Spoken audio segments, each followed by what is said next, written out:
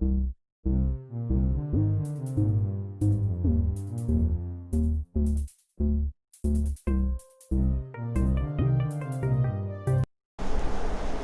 Students, welcome to my YouTube channel commerce classes by Vishal sir. आप सभी का मेरे यूट्यूब चैनल कॉमर्स क्लासेस में हार्दिक स्वागत है। बच्चों, आज हम क्लास 11 चैप्टर जनरल के आज के सेशन में हम पढ़ेंगे। जैसा आपको पता है, ये सेशन हमारा कंटिन्यू चल रहा है। इससे पहले मैंने एक तो जनरल का मीनिंग और फॉर्मेट पे एक वीडियो बनाई थी। उसके बाद एक मैंने पार्ट 1 करके बनाया है, जनरल एंट्रीज पार्ट 1। तो आज हम जनरल एंट्रीज पार्ट 2 पढ़ेंगे। आप इस सीक्वेंस में अगर इन देखोगे इस सब वीडियोस को, तो आपको जनरल बहुत अच्छे से क्लियर होगी। आइए आज पढ़ाई की ओर चलते हैं। आज हम पढ़ रहे हैं ये पार्ट 2 एक्चुअली, जनरल एंट्रीज, इसे आप कह सकते हो पार्ट 2, ठीक है। और इसमें आज हम पढ़ रहे हैं एक्सपेंसेस पेड। एक्सपेंसेस क्या होते हैं? खर्चे। कोई भी एक्सपेंसेस बिजनेस क्यों पे करता है? ताकि और रिवेन्यू या इनकम जनरेट हो सके।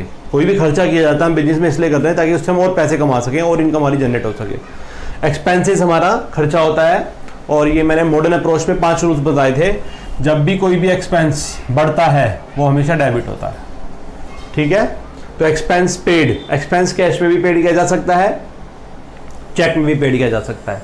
एक्सपेंस कोई भी हो सकता है, जैसे मान लीजिए हम कैश पे पेड कर रहे हैं अगर एक्सपेंसेस, तो इसकी एंट्री बनेगी सैलरी अकाउंट डेबिट, सैलरी या कोई भी एक्सपेंस हो, expense account debit to cash account. अगर आप कैश पे कर रहे हैं, एक्सपेंस एक खर्चा होता है और एक्सपेंस का रूल होता है जब भी बढ़ता है डेबिट होता है। और कैश एसेट है, और एसेट इस समय जा रहा है क्योंकि कैश जा रहा है। आपको मैंने बताया था जब भी कैश जाएगा टू कैश, तो कैश जो है एसेट है। एसेट जब भी कम होगी तो वो क्रेडिट होगी, ठीक है। तो अब यहाँ एसेट, कैश जा रहा है, एसेट कम हो रही है तो क्रेडिट हो रही है, और सैलरी या एक्सपेंस डेबिट हो रहा है। तो इसकी एंट्री ये बनती है, कोई भी अमाउंट हो सकता है इसका आंसर है, ठीक है। और अगर मान लीजिए यहाँ पर कोई भी एक्सपेंस आ सकता है, आपका salary, rent, interest paid, discount paid, commission paid, postage, rent, कोई भी एक्सपेंस है, सबके लिए यही फॉर्मूला है। और जरूरी नहीं है कि सैलरी या एक्सपेंस आप कैश में ही पेड करें। अगर क्वेश्चन में लिखा है कि चेक में पेड कर रहे हैं, तो यहाँ आपके पास सब क्या जा रहा है? आपके पास से कैश नहीं जाएगा, आपके पास बैंक अकाउंट से पैसा जाएगा, क्योंकि चेक से देने का मतलब वो बैंक से पैसे उसके डेबिट होंगे, ठीक है। तो अब आप क्या करेंगे? यहाँ पर एंट्री बनेगी एक्सपेंस, या जो भी आप खर्चा लिख रहे हैं, मान लीजिए रेंट लिख रहे हैं, सैलरी लिख रहे हैं, कुछ भी लिख रहे हैं, अकाउंट डेबिट टू बैंक आ जाएगा। जब भी चेक यूज होगा, चेक से कोई भी पेमेंट दी जाएगी तो यहां बैंक आ जाएगा, जो भी अमाउंट होगा वट एवर बैंक। जब भी चेक जाएगा टू बैंक होएगा, जब भी कैश जाएगा टू कैश होएगा। और इसको आप पर्सनल रियल वाले से भी लिख सकते हैं, ये नॉमिनल है एक्चुअली, और दूसरे फॉर्मूले से जाए तो ये नॉमिनल है और ये कैश रियल है। जो जा रहा है छू सकते देखते हैं रियल है, और ये नॉमिनल। नॉमिनल हमेशा अकाउंट क्या होता है? डेबिट होता है, ठीक है। एक का नॉमिनल है और एक का रियल का फॉर्मूला लग रहा है, लेकिन हम इसकी बात कर रहे हैं। तो ये आपका क्या है? कोई भी खर्चा कैश में भी पे हो सकता है और चेक में भी पे हो सकता है। एक एग्जांपल की सहायता इसको समझते हैं। Salary paid ₹5,000 to Ram a employee. हमने सैलरी पेड करी है, हमने का मतलब है हमारे बिजनेस ने, ठीक है। Salary paid 5,000 to Ram, Ram को हमने सैलरी पे करी है, तो उसकी क्या एंट्री बनेगी? मेरी बात ध्यान से देखना, इस एंट्री में क्या लगा? सैलरी पेड टू राम, लिखा तो राम को है लेकिन साथ में लिखा है एम्प्लॉय। लेकिन हम यहां एम्प्लॉय का नाम रिकॉर्ड नहीं करेंगे। क्यों नहीं करेंगे? मान लीजिए उसके 20, 30, 40 एम्प्लॉइज हैं, राम, श्याम, मोहन, सोन, सबको सैलरी दी जाती है। तो हम अपना खर्चा देख रहे हैं, हमारे बिजनेस में खर्चा जो है सैलरी है, सैलरी पेड। तो अकाउंट जो खुलेगा सैलरी पेड के नाम से खुलेगा, पर्सनल नहीं। नरेशन में नाम जरूर आ जाएगा, लेकिन एक्चुअल में इसकी एंट्री होगी क्या? Salary account debit, salary account debit, और कुछ नहीं बोला तो कैश में पेड की होगी। पेड का मतलब हमेशा कैश होता है, अगर बाय डिफॉल्ट कुछ नहीं बोला जाता तो कैश अकाउंट। इसके आधे से लिखते हैं हम क्रेडिट, ठीक है। कितने रुपए? 5,000 सैलरी पेड की हमने, तो 5,000 यहां आ जाएगा और 5,000 रुपीज यहां आ जाएंगे। और यहां छोटी सी नरेशन लिखते हैं हम, being salary paid to Ram, बस शॉर्टकट। रुपीज लिखना चाहते हैं तब भी ठीक है, नहीं लिखना चाहते हैं तो भी ठीक है। तो सैलरी ने राम को पेड करी, salary account debit to cash, और इसका मैंने बता दिया खर्चा है, खर्चा जब भी बढ़ता है डेबिट होता है, इसलिए सैलरी डेबिट हो रही है। और हमारी एसेट जा रही है, एसेट कम हो रही है, एसेट कम होती है तो क्रेडिट होती है, हमेशा डेबिट क्रेडिट साइड बराबर रहती है। तो ये एक पोर्शन है इसका। और इसी का अगर एक और मैंने लिखा हुआ है, आप ध्यान से देखें, खर्चे का रेंट पेड बाय चेक ₹1,000। हमने रेंट पेड किया है चेक से, इस बार चेक से पेमेंट किया है, तो क्या एंट्री बनेगी? यह एंट्री बनेगी रेंट अकाउंट डेबिट। इस बार क्या जा रहा है, खर्चा जब भी होता है डेबिट करते हैं, एक्सपेंस हमेशा डेबिट होता है, loss and expense are debit, rule होता है। तो आप क्या करेंगे, टू चेक से पेमेंट जा रही है तो कैश नहीं जा रहा, टू बैंक, जब भी चेक आएगा तो कैश की जगह बैंक आ जाएगा, बैंक अकाउंट क्रेडिट हो जाएगा। कितने रुपए कह रहा है, 1000, तो 1000 रेंट में डेबिट और 1000 बैंक में क्रेडिट। और यहां नरेशन जरूर लिखते हैं, बीइंग करके जो भी एंट्री लिखी आप उसको डिटेल में लिख देंगे, being rent paid by cheque. 7 देखते हैं, outstanding expenses and prepaid expenses. Outstanding क्या होता है, आउटस्टैंडिंग कोई भी खर्चा जो due to but not paid. Outstanding खर्चा क्या होता है, due but not paid, due but not paid. और आउटस्टैंडिंग प्रीपेड पे मैंने अकाउंटिंग इक्वेशन में, जब अकाउंटिंग इक्वेशन का पहला बेसिक क्लास दी थी इंट्रोडक्शन के बारे में, उसमें मैंने डिटेल में आउटस्टैंडिंग, प्रीपेड, एक्रूड, इनक्लूड चारों बताया था। अगर आपने वो नहीं देखा तो मेरी सजेशन है कि आप उस वीडियो को जरूर देखें, तो आपको आउटस्टैंडिंग, प्रीपेड वगैरह क्लियर हो जाएगा। फिर भी मैं यहाँ प्रेसिस कर देता हूँ, आउटस्टैंडिंग का मतलब होता है वो खर्चा जो ड्यू है लेकिन हमने पेड नहीं किया, मान लो पिछले 6 महीने की सैलरी या रेंट पेड नहीं किया। तो ये जो इसकी जनरल एंट्री क्या बनाते हैं, देखिए इसकी जनरल एंट्री क्या बनेगी, जो एक्सपेंसेस होता है वो डेबिट होता है, एक्सपेंसेस अकाउंट डेबिट, टू उसी एक्सपेंसेस का आउटस्टैंडिंग क्रेडिट हो जाता है, आउटस्टैंडिंग एक्सपेंसेस अकाउंट, इसकी ये एंट्री बनती है, expenses account debit to outstanding expenses. और लॉजिकली जाए तो एक्सपेंसेस क्या होता है हमारा, एक्सपेंसेस होता है हमारा, एक्सपेंस जब भी बढ़ता है क्या होता है, डेबिट।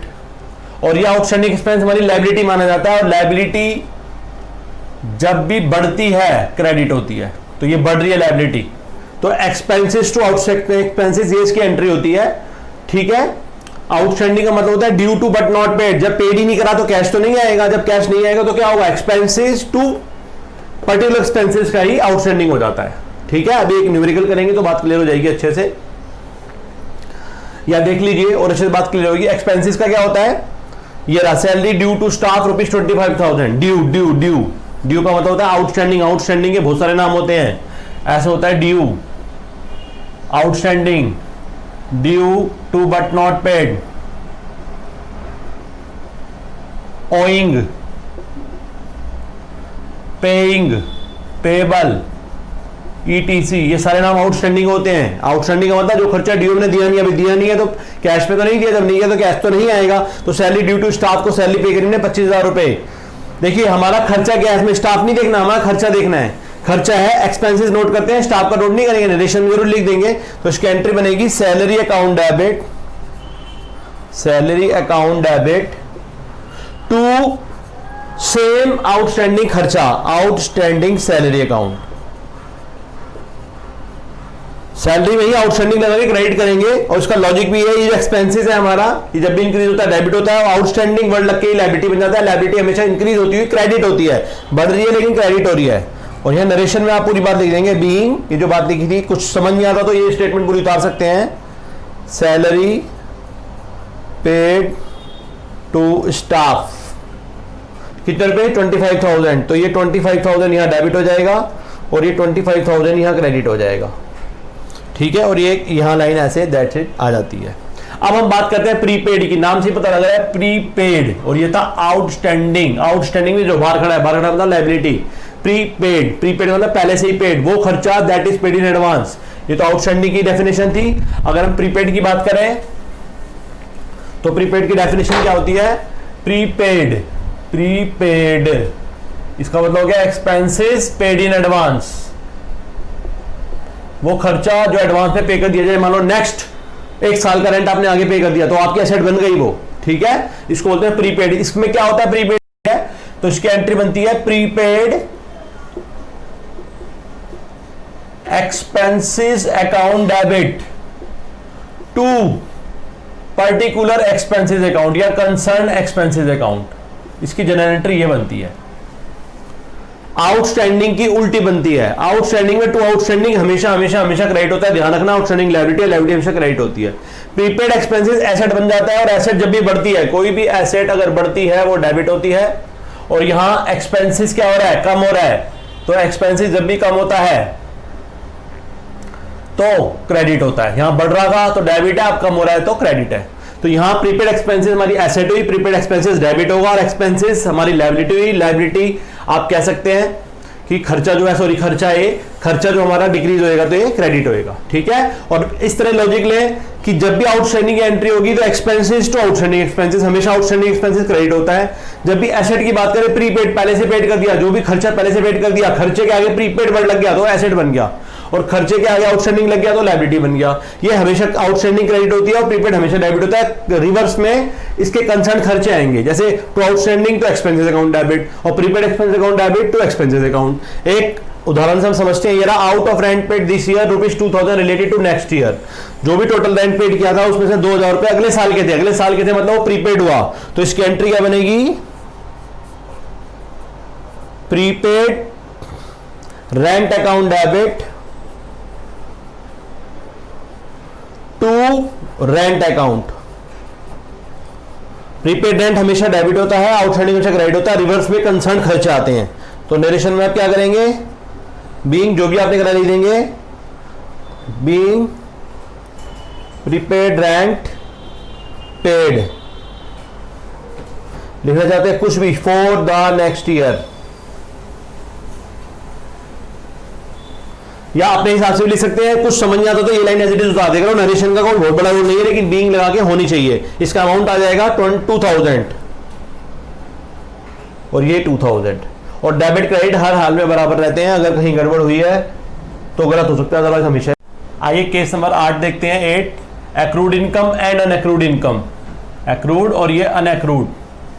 एक्रूड और अनएक्रूड क्या होता है? ये इनकम के लिए आता है, आउटस्टैंडिंग और प्रीपेड ये खर्चे के लिए आते हैं। तो इनकम देखिए, अब इनकम लिखा हुआ है, इनकम, एक्रूड इनकम और अनएक्रूड इनकम, या इनकम रिसीव्ड एडवांस। अनएक्रूड को इनकम रिसीव्ड एडवांस कहते हैं। एक्रूड इनकम क्या होती है? एक्रूड इनकम वो होती है जो हमने कमा ली है पर प्राप्त नहीं हुई।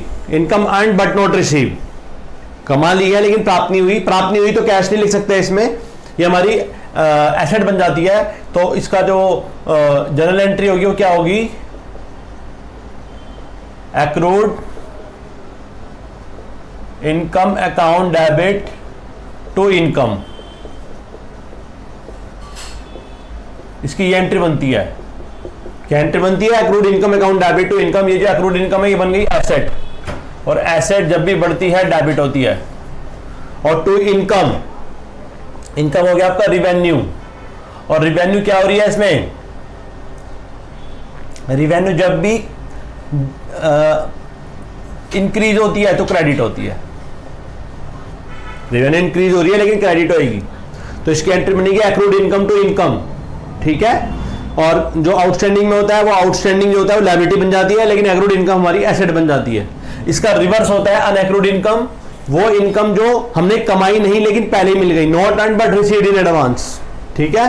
कोई भी इनकम अगर मैं एडवांस मिल जाती है वो बड़ी लायबिलिटी बन जाती है, तो इसकी एंट्री इसकी रिवर्स होगी। ये यहां पर आएगा टू अनएक्रूड इनकम अकाउंट, और डेबिट में income account, income account debit to unaccrued income. इसका रिवर्स, ये एक्रूड इनकम डेबिट होती है और अनएक्रूड इनकम क्रेडिट होती है, ये इसका रिवर्स है, ठीक है, क्योंकि अनएक्रूड इनकम हमारी लायबिलिटी बन जाती है। देखिए ये दो एग्जांपल लिखे हुए हैं, इससे आपको ये बात और अच्छे से क्लियर होगी। Interest due but not received, interest due था लेकिन रिसीव नहीं हुआ। रिसीव का मतलब हो गया इनकम, रिसीव्ड हमेशा इनकम बताता है, ध्यान रखना। Interest due but not receive तो एक्रूड हो गई, कमा ली लेकिन प्राप्त नहीं हुई, ड्यू है लेकिन मिली नहीं, प्राप्त नहीं हुई, तो इसकी क्या एंट्री बनेगी? इसकी एंट्री बनेगी accrued income account debit, accrued income की जगह इंटरेस्ट लिखेंगे क्योंकि यहां इंटरेस्ट दे रखा है, ठीक है। एक्रूड इनकम की जगह accrued interest, accrued interest account debit to interest account, ठीक है। और नरेशन में जो आप कर रहे हैं शॉर्ट फॉर्म में लिख सकते हैं, being interest due but not received, और कितना अमाउंट बढ़ता है? 4000 यहां डेबिट में और 4000 रुपीज क्रेडिट में। ठीक है, और एक यहाँ ऐसे लाइन मारते हैं और ये यहाँ खत्म होती है। नेक्स्ट देखो, एक और इसका अनएक्रूड का भी एग्जांपल लिखा हुआ है, आप ध्यान से देखिए। कमीशन रिसीव्ड इन एडवांस ₹5,000, हमें कमीशन एडवांस में रिसीव हो गया, तो देखिए आप क्या करेंगे, ये अनएक्रूड कमीशन, ये ऐसे भी लिख सकते हैं और ये ऐसे भी आ सकता है कि अनएक्रूड कमीशन की एंट्री बनाइए ₹5,000। ठीक है, तो हम क्या करेंगे, अनएक्रूड कमीशन क्या होता है हमारा, अगर लायबिलिटी पहले से एडवांस में रिसीव हो गई, एडवांस में मिल गई, एडवांस में रिसीव हो गई, तो एडवांस में रिसीव हो गई तो हो जाती है अनएक्रूड इनकम। और अनएक्रूड इनकम क्या होता है, एक्रूड इनकम डेबिट होती है, अनएक्रूड इनकम क्रेडिट होती है। तो आप यहां लिखेंगे टू अनएक्रूड क्या था, कमीशन, कमीशन अकाउंट, ये तो क्रेडिट हुआ है और डेबिट में यही हो जाएगा, कमीशन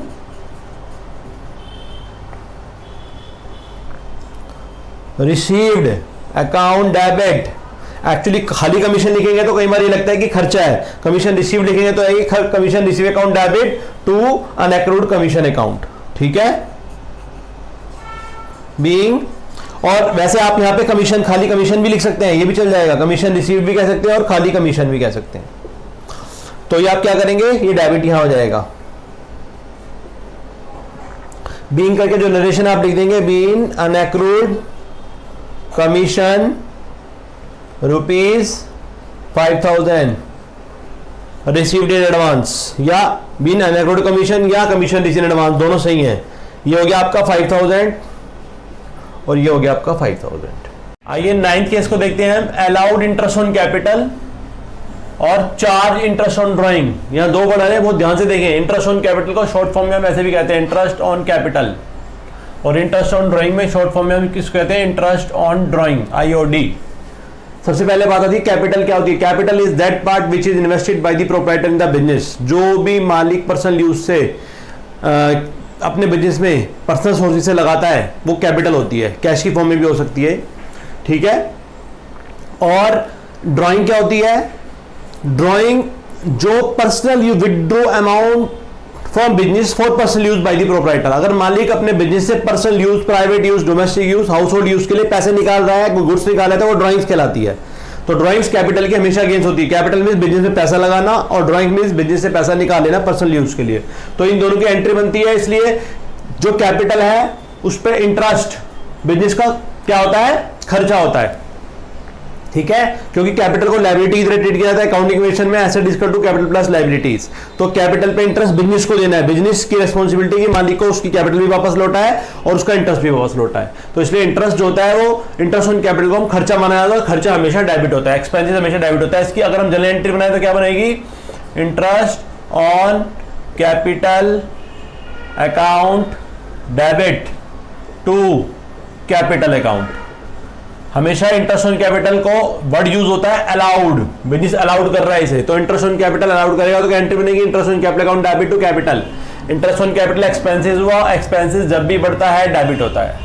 और कैपिटल हमारी क्या हुई, कैपिटल हमारी लायबिलिटी की तरह ट्रीट होती है। ठीक है, और वैसे भी कैपिटल क्या करते हैं, कैपिटल का रूल है कि कैपिटल जब बढ़ती है तब क्रेडिट होती है। तो यहां बढ़ रही है लेकिन क्रेडिट में आएगी, तो interest on capital to capital इसकी जनरल एंट्री ये बनती है।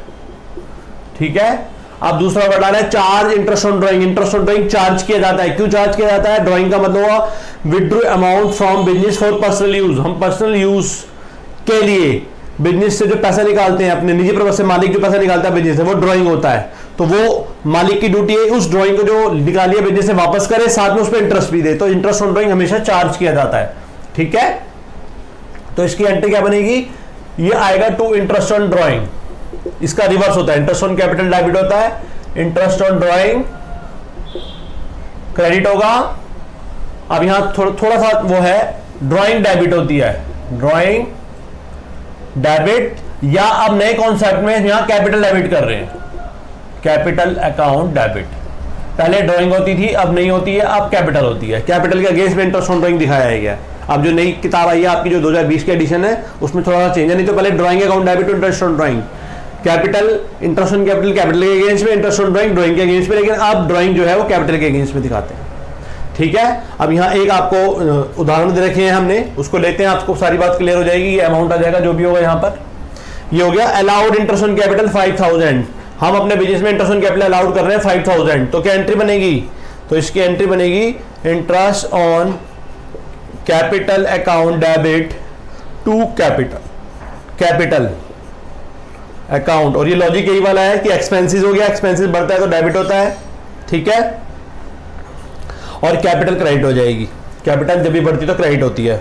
तो नरेशन में क्या लिखेंगे, जो ऊपर लिखा है, being interest on capital allowed, बिल्कुल शॉर्ट फॉर्म में नरेशन लिखनी होती है। ये कितने रुपीज है, 5000, तो 5000 यहां डेबिट हो गया और 5000 यहां क्रेडिट होगा, ये हमेशा बराबर रहते हैं। अगली है चार्ज, हमेशा इसके लिए वर्ड यूज होता है अलाउड, इंटरेस्ट ऑन कैपिटल के लिए, और इसके लिए वर्ड यूज होता है चार्ज, क्योंकि इंटरेस्ट ऑन ड्राइंग हमें चार्ज करनी पड़ती है बिजनेस से, ठीक है। तो इंटरेस्ट ऑन क्या वो चार्ज क्या हो गया हमारा, देखिए क्या एंट्री बनाएंगे चार्ज पे हम, ड्राइंग अकाउंट डेबिट, पहले ड्राइंग्स होती थी, अब आ रही है कैपिटल, तो अब कैपिटल ही लिखें ज्यादा बेटर है। कैपिटल अकाउंट डेबिट, पहले ड्राइंग लिखते थे लेकिन अब नहीं लिख रहे, तो आप मत लिखें, ये लिख रहे हैं तो अब यही लिखें, capital account debit to interest on drawing. और नरेशन में जो भी लिखा है आप वो लिख देंगे, बीइंग क्या करा है आपने, charge interest on drawings, rupees कितना है 6000, तो 6000 यहां डेबिट और 6000 यहां क्रेडिट। आइए केस 10 देखते हैं, depreciation and goods given as charity. ये दो अलग अलग कॉन्सेप्ट है एक्चुअली। डेप्रिसिएशन क्या होता है, डेप्रिसिएशन किसी भी एसेट के अगेंस्ट में लगाया जाता है। ये एक इनकम टैक्स एक्ट और कंपनीज एक्ट दोनों में मैंडेटरी है कि किसी कोई भी फिक्स एसेट अगर बिजनेस खरीदता है, उसको कॉस्टिंग में रिकॉर्ड करता है, तो उस पर एक प्रिस्क्राइब रेट देगा, उसके हिसाब से डेप्रिसिएशन लगता है। डेप्रिसिएशन उस एसेट की वैल्यू को कम कर देता है। बाकी इसकी डिटेल बात करेंगे जब डेप्रिसिएशन चैप्टर पढ़ा जाएगा, तब डिटेल में बात करेंगे। फिलहाल इतना समझिए, अगर हम किसी भी डेप्रिसिएशन किसी भी एसेट्स पे लग रहा है, डेप्रिसिएशन हमेशा लगता है ऑन फिक्स एसेट्स, ठीक है। तो डेप्रिसिएशन जब भी फिक्स एसेट पे लगेगा तो उसकी वैल्यू को कम कर देगा, हमारे बिजनेस के लिए खर्चा है। इसकी जनरल एंट्री क्या बनती है, इसकी एंट्री बनती है डेप्रिसिएशन अकाउंट डेबिट टू जिस एसेट्स पे लगता है, to fix assets, concern fix assets, ठीक है। लिखना चाहो लिख देना कंसर्न। कंसर्न का मतलब हो गया जिस पे लग रहा है, जैसे मशीन पे लग रहा है तो depreciation account debit to machinery, depreciation account debit to furniture, depreciation account debit to land and building, जिस पे भी लग रहा है वहां जाता है। इसकी जनरल एंट्री ये बनती है। और इसका लॉजिक देखा जाए तो डेप्रिसिएशन हमारा खर्चा होता है, खर्चा जब भी बढ़ता है वो डेबिट होता है, इसलिए डेबिट हो रहा है। और फिक्स एसेट क्या हो रही है, यहाँ फिक्स एसेट कम हो रही है, एसेट जो है कम हो रही है, और एसेट जब कम होती है तो क्रेडिट होती है, ठीक है। तो ये डेप्रिसिएशन का फॉर्मूला है। अब इसका साथ साथ इसका क्वेश्चन भी देख लें, सारी बात क्लियर हो जाएगी। प्रोवाइड, प्रोवाइड करना प्रदान करो या लगा दो 10% depreciation on furniture costing rupees 10,000। यहाँ पेड वर्ड नहीं लिखा, पेड वर्ड नहीं लिखा इसलिए कैश नहीं आएगा। प्रोवाइड करना प्रोवाइड करें, फर्नीचर 10,000 कॉस्टिंग वाले फर्नीचर पे 10% डेप्रिसिएशन लगा लें, तो 10,000 का 10% निकालेंगे इंटू 10/100, ठीक है। इसी का 10/100 आप करेंगे, एक से एक जीरो करके, तो ये आ गया आपका 1000 रुपीज। तो इतना डेप्रिसिएशन लगेगा। हमें डेप्रिसिएशन की जनरल एंट्री करनी है, तो क्या एंट्री बनेगी, डेप्रिसिएशन अकाउंट डेबिट टू जिस पर लग रहा है, किस पे लगवा रहा है, फर्नीचर पे, तो फर्नीचर अकाउंट। इसलिए मैंने यहां लिखवाया था to concern fix assets account, ठीक है। कितना 1000 जो हमने कैलकुलेट करा, तो 1000 डेप्रिसिएशन यहां आएगा और 1000 डेप्रिसिएशन यहां आएगा। यहां नरेशन में ले जाएंगे जिस पे आप लगा रहे हैं, being 10% depreciation provided on furniture, ठीक है। शॉर्ट फॉर्म में लिखते हैं यहाँ पे, ये आपका पूरा हुआ। अब यहां जो मैं इस कॉन्सेप्ट को बता रहा हूं, इसको बहुत ध्यान से देखिए, बहुत इंपॉर्टेंट है। गुड्स गिवन एज चैरिटी, हमने दान दे दिया। देखो चैरिटी क्या होती है, charity is single way process. Charity में हम कुछ देते हैं, हमें बदले में मिलता नहीं है। जब हम माल बेचते हैं तब पैसा मिलता है या उधार हो जाता है, जब हम माल खरीदते हैं तब पैसा देते हैं या लेते हैं। लेकिन चैरिटी सिंगल वे प्रोसेस होती है, इसमें मतलब वो नहीं कह सकते कि डबल वे प्रोसेस नहीं है, डबल एंट्री नहीं है। तो चैरिटी खर्चा माना जाता है बिजनेस का। जब भी चैरिटी वाली एंट्री होती है तो एंट्री होती है charity account debit, charity account debit. अब मेरी बात बहुत ध्यान से देखिए, हमने गुड्स दे दी तो यहां क्या आएगा, to goods debit but comes in and credit but goes out. जो चीज जा रही है क्रेडिट, अब हमारे बिजनेस से क्या जा रहा है, जब कैश जाता था टू कैश, जब चेक जाता था टू बैंक। अब गुड्स जा रही है तो टू गुड्स, तो यहां टू गुड्स ना लिखकर, टू गुड्स नहीं लिखते हैं हम गुड्स की जगह क्या लिखते हैं, to purchases account, to purchases account. बहुत ही इंपॉर्टेंट बात है, ध्यान रखना। क्यों, इसका रीजन क्या है, जो चैरिटी है, चैरिटी एक एक्सपेंस है, एक्सपेंस जब भी बढ़ता है डेबिट होता है। और इस बार हमारी गुड्स जा रही है, ठीक है, गुड्स। हम किस में मानेंगे? परचेजेस। कुछ केस में परचेजेस क्रेडिट होता है, ये एक्सेप्शनल केस है। वैसे जो परचेज होती है हमेशा डेबिट होती है, जब भी माल खरीदेंगे परचेज अकाउंट डेबिट।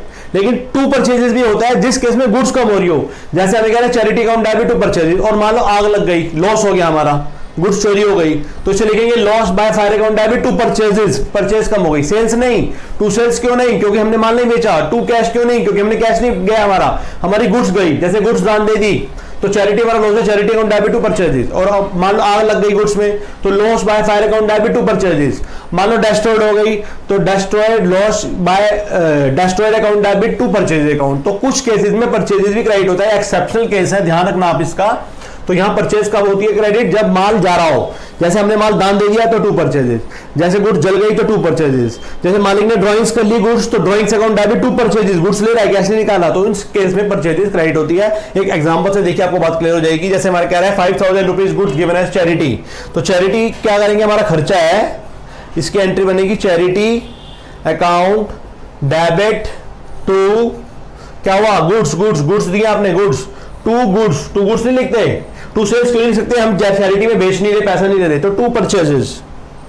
तो यह क्या, टू परचेजेस अकाउंट। और नरेशन में अगर आपको कुछ भी समझ नहीं आता तो जो ये लाइन लिखी है लिख देंगे, रुपीज 5000 गिवन, क्या दिया आपने, गुड्स गिवन एज चैरिटी। ठीक है, कितने रुपए की है, 5000 रुपीज की, तो 5000 चैरिटी में डेबिट और 5000 परचेजेस में क्रेडिट। इसी के साथ ये टॉपिक खत्म होता है। आई होप आपको ये अच्छी लगी होगी। अभी मैं 1-2 वीडियो और बनाऊंगा इस पे, तो थोड़े से टॉपिक रह रहे हैं, आपको सारी बात अच्छे से क्लियर हो जाएगी। लेकिन इसे सीक्वेंस में जरूर देखें, पहले जर्नल का मतलब और उसका फॉर्मेट, उसके बाद जो मैंने पहली वीडियो बनाई थी पार्ट फर्स्ट, ये पार्ट सेकंड है, इसको देखें। थर्ड फोर्थ जहां होगा मैं और बनाने की कोशिश करूंगा। इसी के साथ आप सभी का इस वीडियो को देखने के लिए बहुत बहुत धन्यवाद। अगर आपको अच्छी लगे तो इसे लाइक करें, मेरे चैनल को सब्सक्राइब करें और अपने जैसे फ्रेंड्स में शेयर जरूर करें। और जल्दी ही नेक्स्ट वीडियो के साथ मिलते हैं। धन्यवाद।